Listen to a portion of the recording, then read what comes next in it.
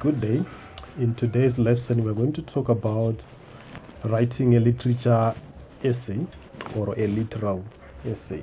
This essay is a bit different from the normal essay that you write for paper 3, because this one is for paper 2 and it focuses on literature.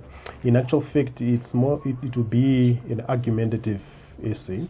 You present an argument, and I'm going to take you through the steps that you can take when writing this type of essay, and how to edit it, and everything that you need to know as far as writing a literature essay is concerned. Okay, I would like to make use of an acronym, peel. You know, like when you're peeling an orange before you eat it, you remove the outer shells so that you are left with the juicy part that is inside. So that's what you have to do with your essay. You remove all the unnecessary shells, all the unnecessary information, and you are left with information that is relevant to answering the question that you are given. So with this peel method, the P stands for a point, E, explanation, the other E, example, the L, link to the question. We are going to go through parts of this acronym together so as to understand how you can create your literature essay that can give you all the marks. And by the way, you need to understand the question before you start writing it. And this comes to the point. Before you get your first point or your points, you need to analyze the question, interpret the question, so that you understand exactly what you're supposed to do, so that you won't write something that is off topic or irrelevant. So get the keywords in the topic and then try to get their meaning, connect them to what is required, and begin now to brainstorm at least 5 points that you're going to use in your essay. And once you've done that, still now we're looking at the P on the peel, the point. So you identify the main point that you would like to make in each paragraph. Meaning, we said you can have at least 4 or 5 points, and then each paragraph has got a main point that you are explaining or that you are discussing. So identify the point. Once you have identified that point, you need to write the point in a clear sentence that can be understood, a sentence that can be understood. And this is your topic sentence. And the topic sentence should be in each of your paragraphs. You should have a topic sentence. That's the topic that introduces your point, that gives us your point. Okay, from the P, we now move on to the E, the first E, which is the explanation, where you explain. You need to explain your point in detail. And on this explanation, explain the meaning. What do you mean by that point? What is it that you are trying to say to the reader? What point are you bringing across, and why do you give that point? Why do you say what you are saying? That's, in short, you are answering the 4 W's and an H. That is answering the question: who did what, why did they do it, where did they do it, when did they do that, and how did they do that. So in trying to answer those questions, you are giving us a good or a detailed explanation, which is explaining the point that you have identified. From the explanation of your point, try by all means to explain it in detail. So this can be in 1 detailed sentence, it can be 2 sentences or 3 sentences. What is important is that you give all the relevant information. You explain in full. So there should be a detailed explanation. From the E for explaining, we come to the E for example. In your explanation, You also need to give some examples that will illustrate what you're saying, that will give more information on what the points that you are trying to give us. So what you need to do here is to give relevant examples to justify your point. Include quotations that authenticate your point. For example, you may be looking at Romeo and Juliet. You can quote some words that Romeo said, and in trying to do that, you will be giving us the words that are relevant to the point that you are trying to make. For example, when you look at him when he was actually explaining the point that there was enmity between his family and Juliet's family, where he said that he's always attracted to his enemy, to his foe. So in doing that, you give authentication to your point.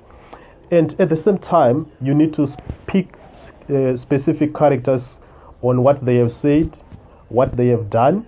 Also look at what was done to certain characters by other characters, and what was said about a specific character by other characters, in order to use them in your examples. So give relevant examples, use quotations where possible, and make sure that the examples exactly as they are in the book. Do not create your own, but quote something that is coming from the book. Now, the fourth letter on our acronym P is the L. L stands for link. You need to link what you have been saying. You need to link the illustrations that you have, the examples that you give, link them to the question.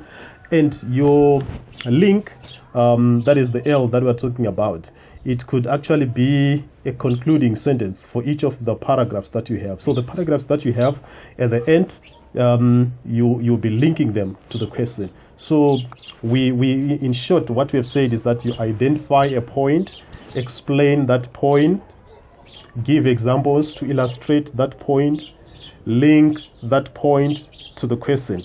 This will keep you in track so that you won't go off topic, but you keep on reminding yourself about the point that you're trying to give, about what your argument is about. Okay, having done that, you now need to plan for your essay. Remember, your essay needs to be planned for, because we have said before that failure to plan is planning to fail. So you need to plan accurately so that you know exactly what you are writing about and how you are writing it, and which style to use, the language to use. That comes in your planning, as well as the paragraphing as well. It needs to be planned for. So you can use a mind map and the peel method to do your planning.